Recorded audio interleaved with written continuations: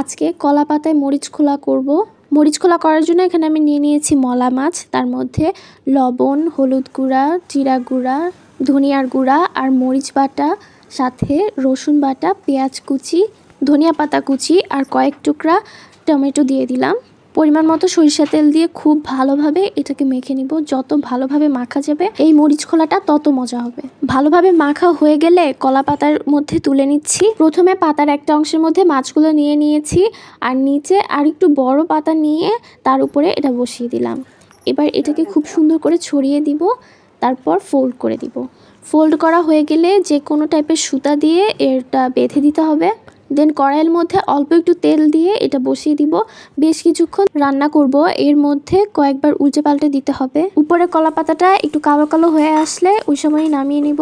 সুতাটা কেটে নিয়েছি। দেখো ভিতরে মাছটা কি সুন্দর একটা কালার এসেছে আর এত সুন্দর একটা স্মেল ছিল। এইটা যদি তোমরা বাসায় একবার ট্রাই না করো তাহলে আমি বলবো লটারি মিস করেছো। বাসায় অবশ্যই একবার হলেও এভাবে মরিচ খোলা করে ট্রাই করবে। গরম ভাতের সাথে অসাধারণ লাগে খেতে। আজকের মতন আল্লাহ হাফেজ।